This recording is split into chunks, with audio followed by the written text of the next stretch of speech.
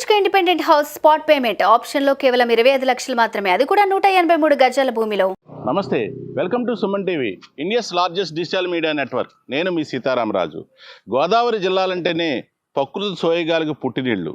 ఒకవైపు ప్రకృతి అలరించే చెట్లు, మరోవైపు పిల్ల కాలువలు. ఇవన్నీ చూడటానికి ఎక్కడెక్కడి నుంచో టూరిస్టులు వస్తుంటారు. ఈ ఆహ్లాదమైన వాతావరణానికి హాస్యం కూడా తోడైతే ఇప్పటికే వెండి తెర నుంచి ఈ రెండు జిల్లాల నుంచి ఎంతోమంది హాస్య నటులు ఇక్కడి నుంచి వెళ్ళిన వారే. ముఖ్యంగా పశ్చిమ గోదావరి జిల్లా నుంచి చూసుకుంటే ఒక అల్లూరు రావలంగయ్య, ఒక సునీల్, మరోవైపు అల్లరి నరేష్ వంటి వారు ఎంతోమంది కళామ తల్లికి సేవ చేయడానికి వెళ్ళారు.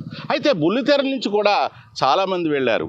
ధనరాజ్, పంచి ప్రసాద్ వీరందరితో పాటు మనకు ఎటువంటి పాత్రనైనా అవలేలగా చేయగలే గెటప్ సీన్ జబర్దస్త్ సీన్ కూడా ఈ జిల్లా నుంచి వెళ్ళిన వారే.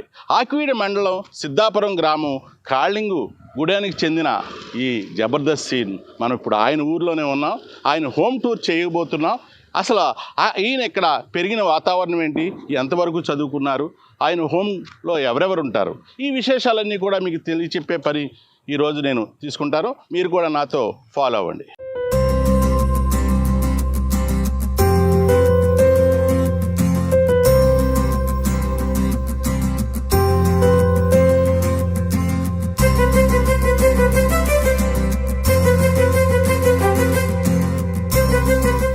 మనం ఇంతకుముందు ఇంట్రోలో చెప్పుకున్నట్టుగా జబర్దస్త్ సీన్ ఎవరైతే బుల్లితెర కమల్ హాసన్ ఉన్నారో ఆ కమల్ హాసన్ ఇంటి వద్ద ఉన్నామండి.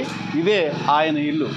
ఈరోజు మీకు సుమన్ టీవీ ప్రేక్షకులందరికీ కూడా ఈ జబర్దస్త్ సీన్ గారి హోమ్ టూర్ చేస్తున్నాం. హోమ్ టూర్లో ఎవరెవరు ఉంటారు, ఇంట్లో ఎవరెవరు ఉంటారు, ఈ విశేషాలన్నీ కూడా మీకు తెలిపే ప్రయత్నంగా ఈరోజు చేస్తాను. మీరు కూడా నాతో ఫాలో అవ్వండి.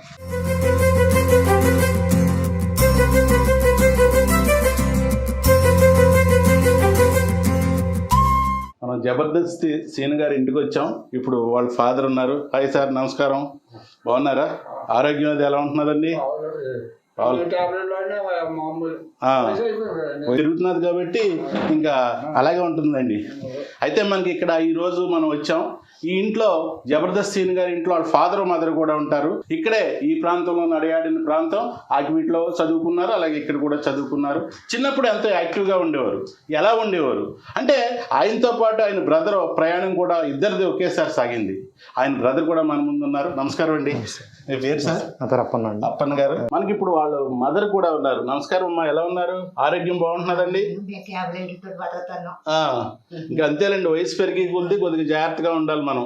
మొత్తానికి మీకు ఎంతమంది? ఇద్దరు పిల్లలా?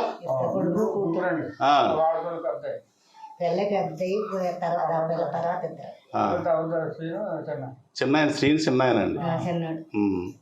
అప్పన్న గారు, అయితే జబర్దస్త్ శ్రీని గారితో మాట్లాడే ముందు మీతో మాట్లాడాలి. ఎందుకంటే మీరు పెద్ద ఆయన, మీరే కదా ఇంటికి పెద్ద. అయితే మీ ఇద్దరు ప్రయాణం ఒకేసారి సాగింది. ఇద్దరు ఒకేసారి వెళ్ళారా? ముందుగా ఆయన వెళ్ళారా? ఇండస్ట్రీకి? నేను మొదటి ఇండస్ట్రీ కాదు, నేను ఉండేది కేబుల్ ఆప్టికల్ ఫైబర్ కమ్యూనికేషన్స్ దాంట్లో నేను వర్క్ చేస్తాను అనమాట, హైదరాబాద్.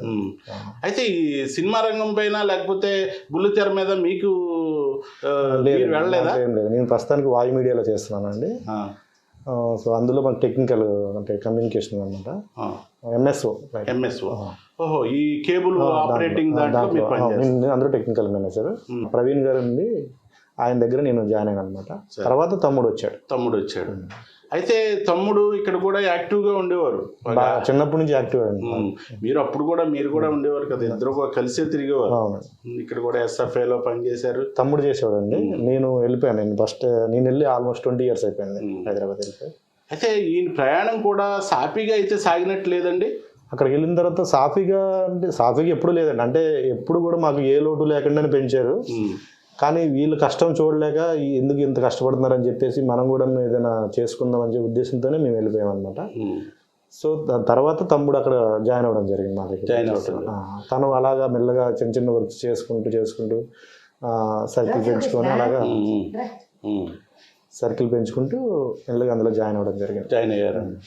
సుమారు ఇప్పటి వరకు అంటే ఆయన తర్వాత కూడా సుడిగాలి సుధీర్ అలాగే రామ్ ప్రసాద్ గారితో ఇద్దరు కలిపి కూడా ప్రయాణం సాగించారు. అంటే రామ్ ప్రసాద్ కంటే సుధీర్ ఫస్ట్ టైం. సుధీర్ తోటి తర్వాత మన మ్యాగీ తోటి తమ్ముడు ప్రయాణం సాగింది. తర్వాత రాంప్రసాద్ జాయిన్ అయ్యారు. జబర్దస్త్లోకి వచ్చిన తర్వాత రాంప్రసాద్ జాయిన్ అయ్యారు. అయితే మీ బ్రదర్ ఉన్నారండి శ్రీను గారు, ఒక రకంగా చెప్పాలంటే సినిమాల్లో కమల్ హాసన్ ఎన్ని పాత్రలు పోషిస్తారో అన్ని పాత్రలకు మించి పోషిస్తున్నారు. నిజంగా బుల్లితెర కమల్ హాసన్ అని కూడా అంటున్నారు. ఇప్పటి వరకు కూడా ఎన్ని సినిమాల్లో నటించారంటారు, మీకు ఏమైనా ఐడియా ఉందా? సినిమాలు ఒక 50 మూవీస్ ఉంటాయండి. 50 మూవీస్ పైన చేశాడు. ఇంకా షోస్ అవి చేస్తున్నాయి. ఇప్పుడు షో కుదరట్లేదు, టైమింగ్స్ అవి కుదరట్లేదు.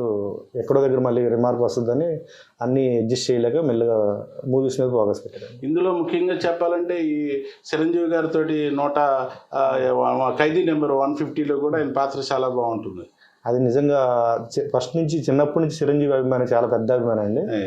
సో నిజంగా వాడు అదృష్టం అనుకోవాలి అది. అంటే చిరంజీవి గారు లాంటి గొప్ప వ్యక్తిని కలవడం ఒక ఎత్తు అయితే, ఆయనతో ప్రయాణించడం ఇంకొక ఎత్తు అయింది. అవునండి. నిజంగా వాడి అదృష్టం, అది చిరంజీవి గారి గొప్పతనం అండి. అవును. అలాగే ఈ ఎవరైతే ముగ్గురు బుల్లితెరతో స్టార్ట్ అయ్యారో, ఒక సుడిగాలి సుధీరు, అలాగే ప్రసాద్, శ్రీను గారు 3 Idiots అనే సినిమా ఒకటి తీసినట్టు చేశారు. అందులో మల్టీగా ముగ్గురు చేశారు, మల్టీ హీరోస్ మొత్తం. మంచి పేరు వచ్చిందండి ఆ సినిమాకి కూడా మంచి పేరు వచ్చింది, వాళ్ళకి కూడా మంచి పేరు వచ్చింది. దాంతో అవకాశాలు స్టార్ట్ అయ్యాయి. ఎక్కువ స్టార్ట్ అయ్యాయి. ఇప్పుడు కూడా హీరోగా ఏదో సినిమా చేస్తున్నట్టున్నారు, రాజ్ యాదవ్ మూవీ చేస్తున్నాడు. వచ్చింది అది. నెక్స్ట్ ఇయర్లో రిలీజ్ ఉండొచ్చు 24. మీరు అయితే ఇండస్ట్రీకి వెళ్ళి ఆలోచన కానీ మీకైతే లేదు. అంటే మనకు ఓపిక తక్కువ అండి, వాడికి ఓపిక ఎక్కువ. సో ఆడికి సెట్ అవుద్ది అది. నాకు అంటే ఇండస్ట్రీలో ఉన్న అందరూ చాలా ఈజీ అనుకుంటాం. నేను వెళ్ళి చూస్తే ఎంత ఓపిక కావాలి ఏంటి అనేది మనకి తెలుస్తుంది. అంటే ఏదైనా గుడికి వెళ్ళినా, మనం ఎక్కడికి వెళ్ళినా వాళ్ళకి ప్రియారిటీ ఇస్తారు. ఎక్కువ ప్రియారిటీ ఇచ్చేసి మనం చేస్తాం. వీళ్ళకి ఎందుకు ఎంత ప్రియారిటీ ఇస్తుంది, అందరిని ఆపేసి అనుకుంటా. 100% వాళ్ళకి ఇవ్వాలని, ప్రతి ఆర్టిస్ట్కి ఇవ్వాల్సిందే ప్రియారిటీ. ఎందుకంటే వాళ్ళ కష్టం మనం వర్ణించలేదండి. అవునండి.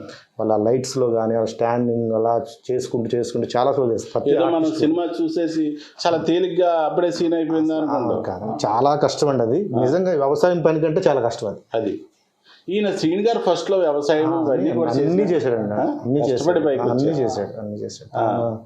అన్ని చేశాడు. కష్టం ఏంటి, కష్టం విలువ ఏంటి, సుఖం ఏంటి అన్నీ తెలుసు అన్నమాట.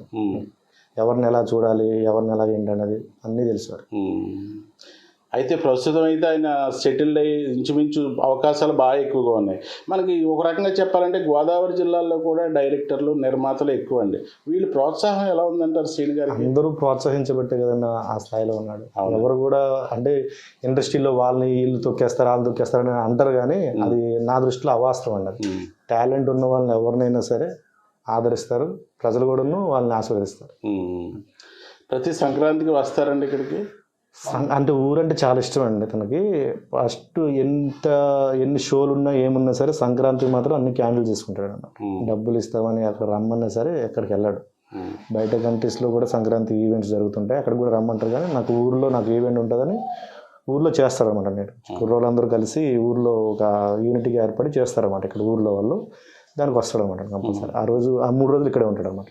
అలాగే ఆయన ఏదైతే చిన్నతనం నుంచి కష్టపడి పైకి వచ్చారు, అది మర్చిపోకుండా సేవాగుణం కూడా అన్నీ చేస్తాడు. ఎవరికైనా హెల్ప్లు ఇలాంటివి కూడా బాగా చేస్తూ ఉంటారంటే. అంటే చేస్తాడండి. ఇంకా ఆ స్థాయి రాలేదనుకుంటున్నాను నేను. అంటే ఫస్ట్ మన ఫ్యామిలీని అందరినీ చూసుకున్న తర్వాత మనం నా దృష్టిలో సేవ చేయాలి. సో ఫస్ట్ చూసిన తర్వాత ఇల్లు చక్కదిద్దుకున్న తర్వాత అప్పుడు ఊరు చక్కదిద్దాలి. అవునండి. ఇంకా ఆ స్థాయికి వెళ్ళక ఉన్న దాంట్లో కొంచెం చేసుకుంటూ వెళ్తున్నాను. అంటే పెద్దల ఆశీస్సులు, అందరూ మా ఊర్లో అందరూ ఆయన అంటే చాలా ఇష్టం. తమ్ముడు అంటే అందరూ కూడా ఊరితో పాటు అందరూ ఆశీర్వదించబట్టి ఇస్తారు. ఇందాక మీరు ఒక జోక్ వేసారు. జోక్ నిజమే అది. వెనక నుంచి చూస్తే నిజంగా వెనక నుంచి తీసేసుకోండి అన్నారు. మీరు కూడా మీ బ్రదర్. నేను తమ్ముడితో ఒక రోజు షూటింగ్కి వెళ్ళినప్పుడు శ్రీను బాగా బిజీ అయిపోయాడు, బ్యాక్ షాట్స్ అన్నయ్యతో తీసేద్దాం అని అన్నారు. అందుకని కవల పిల్లల్లా ఉంటారు మీరు. అంటే ఆయన కొంచెం స్టౌట్గా ఉంటారు. నేను పెద్ద అండి, ఆయనకంటే నేను 4 years పెద్ద. అక్క తర్వాత నేను, నా తర్వాత మొత్తం ముగ్గురు అండి. ముగ్గురు. ఇప్పుడు ఈ సంక్రాంతికి వచ్చినప్పుడు మీ బ్రదర్తో పాటు ఈవెంట్లు ఏమైనా చేశారు సార్ మీరు? అంటే ఇక్కడ కాదండి, అంటే మా ఈటీవీలోనే మనకి సకుటుంబ సపరివార సమేతం అని ఒక ఎపిసోడ్ చేశారు. ఫ్యామిలీ మెంబర్స్ అందరం తీసుకొచ్చి అప్పుడుతో చిన్న సరదా చేశాను అనమాట. అంతే తప్ప మీరు ఈవెంట్స్ ఏం చేయలేదు. అంటే నేను చెప్పాను కదా, నాకు ఓపిక చాలా తక్కువ, నేను చేయలేదు. అంటే తొందరగా కోపం ఉన్న వాళ్ళు ఇండస్ట్రీలో పనిచేయలేరు, స్టేజ్ మీద నిలబడలేరు. స్ట్రైట్ ఫార్వర్డ్ కొంచెం స్ట్రైట్ ఫార్వర్డ్ గా ఉంటారు. అదే కష్టం. అది శ్రీను గారి స్నేహితులు కూడా బాగా ఎక్కువ ఉంటారు బంధువర్గంతో పాటు. ఈయన ఎవరండి? ఈయన మా బామ్మర్ది అండి, బాగా బెస్ట్ ఫ్రెండ్ అనమాట తమ్ముడికి, అందరికి ఫ్యామిలీ ఇది అనమాట. సో మేము అంటే నేను హైదరాబాద్ ఉంటాను, తమ్ముడు నేను అక్కడే ఉంటాము. యాక్చువల్లీ వాళ్ళు అక్కడ రమ్మంటే అక్కడ రానంటున్నారు. సో అన్ని సౌకర్యాలతో ఫాదర్ మదర్ అక్కడ రానంటున్నారు అనమాట. మనం ఇక్కడే ఇల్లుకి మట్టుగా ఒక ఇల్లు కట్టాము. అంటే ఫస్ట్ నుంచి ఇక్కడే మేము పుట్టి పెరిగాం కాబట్టి ఇక్కడ వదిలి మేము రామంటున్నారు.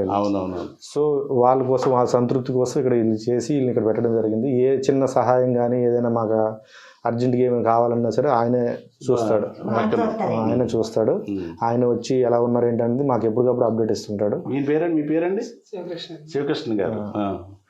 అంటే వాళ్ళ ఫ్యామిలీ మొత్తం అండి చాలా కేర్ తీసుకుంటారు. మీరు దూరంగా ఉన్నారు కాబట్టి. అవునండి, మాకు టెన్షన్ అనమాట. ఒక కాల్ వచ్చినా మాకు ఎలా ఉందని టెన్షన్. అక్కడ రమ్మంటే మేము అక్కడ ఉండలేమంటారు. అంతేలేండి, ఇప్పుడు ఎక్కడ పెరిగిన వాతావరణం, ఇటు తిరిగిన వాతావరణం కాబట్టి. అవునండి, అవునవును. అయితే ఏది ఏమైనప్పటికీ మనకు ఒక రత్నం లాంటి ఒక కళాకారుడు మన ప్రాంతం నుంచి వెళ్ళాడు, సిద్ధాపురం నుంచి. అలాగే మన ప్రాంతం నుంచి చెప్పుకోదబ్బ నటులు ఎంతోమంది ఉన్నప్పటికీ బుల్లితెరలో కానీ ఇప్పుడు రాబో హీరోగా ఎంట్రీ చేస్తున్న సినిమాల్లో కానీ జబర్దస్త్ సీన్ మరింత రాణించాలని మనం కూడా కోరుకుందాం. ఇది తాజా ఎపిసోడ్. మరి ఎపిసోడ్తో మీ ముందుంటా. Please subscribe Suman TV.